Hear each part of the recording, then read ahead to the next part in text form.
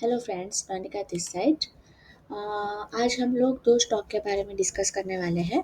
सबसे पहले हम उसका टेक्निकल देखेंगे, फिर फंडामेंटल देखेंगे और जो मैंने बैकटेस्ट का डेटा निकाल के रखा है वो भी मैं आप लोगों के साथ शेयर करूँगी। तो ये दोनों स्टॉक है वो अपनी V20 की रडार में आने वाले हैं, बराबर। मतलब V20 इसमें एक्टिव हो सकती है, तो इसके लिए हम इसको पूरा पहले से स्टडी करके रख सकते हैं। तो जैसे ही इसको टच होगा तो हम इजीली इसको कॉन्फिडेंस के साथ बाय करें, बराबर। तो हम लोग अभी चालू करते हैं वीडियो को। सबसे पहला हमारा स्टॉक है पोली मेडिक्योर लिमिटेड। पोली मेडिक्योर लिमिटेड में कैसा है, एक रेंज ये बनी है अपनी और दूसरी रेंज ये बनी है, बराबर।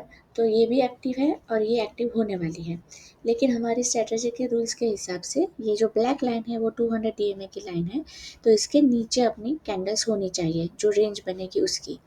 तो ये रेंज एज पर स्ट्रेटजी वैलिड नहीं है, बराबर। तो हम इसको कंसिडर नहीं करेंगे, ये तो ऑलरेडी एक्टिव है लेकिन हमारे रूल्स के हिसाब से ये बंद नहीं बैठता है, इसके लिए हम इसको अवॉइड करेंगे, बराबर। अब ये जो एक रेंज बनी है जो कि 200 DMA के नीचे है वो अभी तक एक्टिव नहीं हुई है। जब ये प्राइस, ये जो मैंने लाइन ड्रॉ करके रखी है 1934.5 की, वहाँ पे टच करेगा तो ये अपनी रेंज एक्टिव हो जाएगी, ये ट्रेड अपना एक्टिव होगा और हमें फिर इसमें एंट्री लेनी रहेगी, बराबर। तो टेक्निकली अपना पोली मेडिक्योर 100% ओके है। जैसे टच करेगा this is ready two by, okay. अब हम इसका थोड़ा बहुत फंडामेंटल चेक कर लेते हैं screener.in पे। तो पोली मेडिक्योर का अपना मार्केट कैप है 20,867 करोड़ का, ROC 20.2, ROE 16 है, प्रमोटर होल्डिंग 62.4 है, प्लेजिंग इसमें 0 है। Okay, so this is very good. अब कंपनी के बारे में थोड़ा देख लेते हैं। Poly Medicure limited is India based manufacturer and exporter of medical devices. ये कंपनी क्या करती है, मेडिकल डिवाइसेस बनाती है। कितने 200 प्लस SKUs है, डिफरेंट डिफरेंट टाइप के मेडिकल डिवाइसेस जो यूज़ होंगे वो उसका मैन्युफैक्चरिंग करती है, बराबर। अभी हम देखें जियोग्राफिकल ब्रेकअप इसका, तो इंडिया में 30% है, यूरोप में 32% और रेस्ट ऑफ द वर्ल्ड में 38% है, बराबर। फिर ये सब थोड़ा ठीक है, आप लोग देख लेना, हम लोग डिटेल में नहीं जाते हैं। मैन्युफैक्चरिंग फैसिलिटी इसकी 12 ऑपरेशनल प्लांट है, मतलब रनिंग प्लांट्स हैं, और 3 प्लांट और बन रहे हैं, अंडर कंस्ट्रक्शन है, बराबर। R&D का अभी फरीदाबाद में है, ये लोगों का प्लांट है। कैपेक्स इसने कैपेक्स इसका अच्छा है। Polymer is undergoing a major capex cycle, investing 400 to 500 crore to build 3 new manufacturing plant in Haryana. और ये मैन्युफैक्चरिंग प्लांट्स बनाने वाले हैं हरियाणा, राजस्थान और उत्तराखंड में, बराबर। और न्यू प्रोडक्ट रजिस्ट्रेशन भी हुआ है। It has receive medical device regulation certification from the European union of 54 of its products across the various medical specialties including infusion therapy, vascular accesses, renal care, urology surgery and wound care. सो मतलब ये medical devices बनाने में number 1 monopoly company है, अच्छी company है, इसके ऊपर से हमें इतना पता चल गया। अभी हम आगे जाते हैं तो हम इसका PE रेशियो चेक करते हैं 10 ईयर का। तो ये जो डॉट डॉट लाइन है ये अपना मीडियन PE है, तो 10 ईयर्स के हिसाब से ये थोड़ा महंगा है, इसका PE हाई है। 5 ईयर का देखेंगे तो ये लाइन के ऊपर ही है, बराबर। 3 ईयर का देखेंगे तो थोड़ा सस्ता है, 1 ईयर का बहुत सस्ता है, 6 मंथ का बहुत सस्ता है, और 1 मंथ का हम पूरा रिव्यू करेंगे तो ये एकदम ज़मीन पर है। मतलब PE के हिसाब से ओके है स्टॉक, ऑलमोस्ट डेप्थ फ्री है, बराबर। अभी हम उसका डायरेक्ट जाएंगे बैलेंस शीट पे। बैलेंस शीट पे हमें क्या देखना है, अपना प्रॉफिट एंड लॉस में जाएंगे तो अपना सेल्स है वो पूरा इंक्रीजिंग ऑर्डर में चाहिए, बराबर। तो 322, 390, 411, 45, 4519, 687, 785, 1115, 1670 इंक्रीजिंग ऑर्डर में, मतलब ईयर टू ईयर ये इंक्रीज हो रहा है। फिर अपना नेट प्रॉफिट और EPS देख लेते हैं, तो वो भी अपना ईयर टू ईयर यहाँ पे इंक्रीज होता हुआ दिख रहा है हमें, बराबर। और ये जो अपना रिसेंट ईयर है उसका हाईएस्ट एवर है, सेल्स, नेट प्रॉफिट, EPS सब, ओके। सो ये अच्छा साइन है। फिर इसका रिजर्व देख लेते हैं, तो रिजर्व भी अभी तक का हाईएस्ट एवर है 2715 करोड़, ओके। बोरोइंग इसका थोड़ा इंक्रीज हुआ है लेकिन रिजर्व के मुकाबले नेग्लिजिबल है, सो ये पॉइंट भी अपना ओके है। फिर हम जाते हैं शेयर होल्डिंग पैटर्न पे। तो यहाँ पे प्रमोटर का होल्डिंग है 62.44, FII 11%, DI 11% और पब्लिक में भी स्ट्रॉन्ग हैंड्स है अपने। ये जो तीन है अप्रोक्सीमेटली 5% जितने थे स्ट्रॉन्ग हैंड्स है। तो मतलब मुझे पूरा शेयर होल्डिंग पैटर्न भी इसका स्ट्रॉन्ग दिख रहा है, बराबर। अभी हमें कुछ एडिशनल चेक करना है, तो जो रिसेंट कॉल होगा उसका नोट्स हम लोग चेक कर सकते हैं। मैं ये थोड़ा बहुत ऊपर ऊपर से देख लेती हूँ। अभी स्क्रीनर का जो फ्री वर्जन है, मैं फ्री वाला यूज़ कर रही हूँ, उसमें पूरे महीने में आप ऐसे 10 नोट फ्री में पढ़ सकते हैं, बराबर, ओपन करके। तो एटलीस्ट 10 तो हमें पढ़ ही लेने हैं। जैसे भी हमारा ट्रेड लेने का हम सोचे तो पहले जाके ये ऐसे 10 फ्री वाले नोट्स तो पढ़ने ही हैं हमें। तो अभी इसका कॉन्कॉल का नोट्स देखते हैं। तो ये सब तो उसका रिजल्ट का जो आया होगा वही है, तो इसमें ज़्यादा कुछ पढ़ने लायक नहीं है, मतलब। हाँ, विकी टेलमेंट्स क्या है इसमें, government reimbursement rates increased, okay. Government के डायलिसिस का ये जो रेट है वो इंक्रीज हो गया, तो इसका रेवेन्यू के ऊपर इम्पैक्ट आएगा, तो इसके लिए पॉजिटिव पॉइंट है। Expansion of standard and dialysis centre, ये लोग एक्सपेंशन बहुत कर रहे हैं, अपना नए नए प्लांट्स बना रहे हैं, तो ये पॉजिटिव पॉइंट है। Management noted we are pretty much increasing our market share share, तो मैनेजमेंट भी यहाँ पे कॉन्फिडेंट है, वो लोगों का जो शेयर्स है वो उसको इंक्रीज करने का बात करें, तो ये पॉजिटिव पॉइंट है, ओके। फिर लास्ट में एक पूरा समरी जैसा आता है, वो हम देख लेते हैं।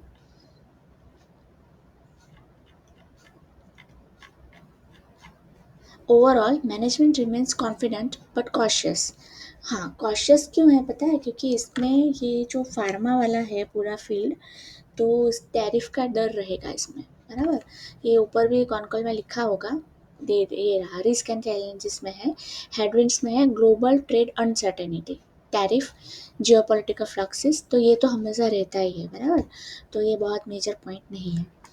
Then management remains optimistic on core business resilience. Healthcare business where we will not see a downturn because people needs product. ये ऐसे प्रोडक्ट्स है कि कितनी भी महंगी हो, कितना भी रेस्ट्रिक्शन हो, कुछ भी हो, लेकिन लोगों को इसकी ज़रूरत तो है ही, बराबर। एक दवा और दारू, ये दोनों ऐसी फील्ड है जिसमें कभी भी मंदी नहीं आती है, बराबर। तो ये फील्ड तो अपना चलेगा, और पूरा मैनेजमेंट भी कॉन्फिडेंट है। तो ओवरऑल ये स्टॉक मुझे इसका पूरा पढ़ने के बाद सब पॉइंट्स पॉजिटिव दिख रहे हैं, बराबर। एज ऑन नाउ मुझे कुछ भी इसमें नेगेटिव नहीं दिख रहा है। और फिर मैंने इसका पूरा बैक टेस्ट डेटा भी निकाल के रखा है, वो मैं आप लोगों के साथ शेयर कर रही हूँ। पोलीमेट का मैंने 2015 से लेके 25 तक का पूरा 10 साल का डेटा रिव्यू किया है और एक टेबल में समराइज़ किया है। तो ये, हाँ, अभी मैंने इसमें वो इंक्लूड नहीं किया कि वो रेंज कब बनी थी, कब एक्टिवेट हुई, वो नहीं। जो हमारा बाय पॉइंट आया था, मतलब जिस दिन हमें बाय करना था, वो ही मैंने रेट लिखी है, बराबर। इर्रिस्पेक्टिव कि वो रेंज अपनी 1 साल, 1 साल, 2 साल, 3 साल कितनी पुरानी है। क्योंकि V20 का मैंने जितना भी अब तक का बैक टेस्ट डेटा किया है, तो वो डेटा के ऊपर से मुझे इतना पता चला है कि ये सब कुछ, मतलब उसका होता नहीं है कि भाई 1 साल पुरानी है तो ही उसका टारगेट आएगा, या 2 साल है या 3 साल है तो टारगेट आने में तकलीफ होगी, ऐसा कुछ नहीं है, बराबर। V20 में एक अंदर की बात ये है कि वो जैसे ही एक्टिव होगी, सूनर और लेटर उसका टारगेट आता ही है, बराबर। मीनवाइल कुछ भी न्यूज़ आएगी, कुछ भी नेगेटिविटी आएगी, कुछ भी होगा स्टॉक में, तो वो डाउन जाएगा, नीचे जा सकता है, लेकिन वापस उसका टारगेट तो आता ही है, 110%, ओके। सो इसका अभी मैंने पूरा डेटा निकाला है, तो ये बाय डेट है, ये इसका सेल डेट है, यहाँ पे परसेंटेज पोटेंशियल अपना टारगेट है, कितना होल्ड डेज है वो है। और ये मैंने ये भी मेंशन किया है कि ये जब ट्रेड एक्टिव हुआ था, तब अपना V20 रेंज 200 DMA लाइन के ऊपर था कि नीचे था, बराबर। एज पर स्ट्रेटजी हमें बिलो 200 चाहिए, बराबर, लेकिन मैंने सब कवर किया है इसमें, अबोव 200 DMA लाइन वाला भी और बिलो वाला भी, और सबका टारगेट आया ही है, बराबर। तो ये आप टेबल में देख सकते हैं। तो इतने ट्रेड्स हमें मिले हैं पिछले 10 साल में। जो लास्ट 2 है, जो मैंने येलो कलर से हाईलाइट किए हैं, वो ओपन है। मैंने आपको चार्ट के ऊपर दिखा है ना, कौन सा वाला, ये वाला, ये एक ओपन है और ये अभी एक्टिव होने वाला है, बराबर। तो ये दोनों लास्ट 2 वाले हैं। और अभी इतना जो डेटा निकाला उसका मैंने पिछले 10 साल का CAGR निकाला, तो एवरेज हमें पोटेंशियल है इसका 24.89, एवरेज होल्ड टाइम है 237, तो CAGR हमारा निकल के आता है 38.33। Okay, which is good. तो ये पूरा पॉलीमेट के बारे में था। अभी हम नेक्स्ट स्टॉक के ऊपर जाते हैं। नेक्स्ट हमारा था 5 star, 5 star business limited. 5 star business में क्या, ये अपना NBFC है बराबर, तो उसको हम वो हिसाब से देखेंगे। तो इसमें देखिए ये बहुत सारे टारगेट इसके फटाफट आए हैं, बहुत बढ़िया स्टॉक है ये बराबर। इसका देखिए यहाँ से यहाँ हुआ था तो यहाँ फट करके टारगेट आ गया, फिर ये यहाँ पे एक्टिव हुआ था तो इसका यहाँ पे टारगेट आ गया। अभी इसमें हमारा 200 DMA लाइन के नीचे ये दो है बराबर, इतना ही हम देखते हैं। एक ये 23.17% वाला रेंज है और दूसरा ये 22.42% वाला रेंज। दोनों ही अपना 200 DMA लाइन के नीचे है, मतलब दोनों ही ट्रेड वैलिड है बराबर। अभी ये सबसे पहले हमारा एक्टिव होगा, ये जो ब्लू लाइन है वो ये ट्रेड का है। तो ये प्राइस जब भी 676.35 के ऊपर टच करेगा तो हमारा ये 22.42 वाला रेंज एक्टिव हो जाएगा बराबर। और फिर उससे भी नीचे गया और 595 के ऊपर टच किया तो ये रेंज एक्टिव हो जाएगा। तो अभी ऐसे केस में हम क्या कर सकते हैं कि हाफ अमाउंट हम यहाँ पे डिप्लॉय कर सकते हैं, फिर देखेंगे ऊपर जाने लगा तो पैसे डाल देंगे, अगर नीचे आने लगा तो वेट करेंगे कि जब यहाँ पे आएगा ये V20 के ऊपर, तब हम जो 3% हम डिप्लॉय करने वाले थे उसमें से 1.5% हम यहाँ लगा देंगे और 1.5% यहाँ पे लगा सकते हैं बराबर। ऐसा ही करना है, मैं ऐसा नहीं बोल रही हूँ, एक आइडिया दे रही हूँ कि जब ऐसी कंडीशन होती है कि सब कंडीशन अपनी फुलफिल होती है, सब क्राइटेरिया फुलफिल होता है एज पर स्ट्रेटजी, और दो ऑप्शन है हमारे पास एंट्री के, तो हमें वेट नहीं करना है, एंट्री मिले तो हाफ एंट्री ले ही लेनी है। ओके, तो एक एंट्री यहाँ पे बनेगी और एक एंट्री यहाँ पे बनेगी, टोटल हमें 3% ही डालना है मैक्सिमम एक स्टॉक में। तो अपना ये 5 स्टार बिजनेस है वो टेक्निकली सेटअप 100% फुलफिल हो रहा है बराबर। अभी हम जाएंगे इसके फंडामेंटल पे। फंडामेंटल में ये अपना NBFC है बराबर, तो उसको फिर वो नज़रिए से देखना है, इसमें ROC हमें चेक करने नहीं जाना है बराबर। मार्केट कैप है इसका 21,339 करोड़, सो छोटी कंपनी नहीं है बराबर।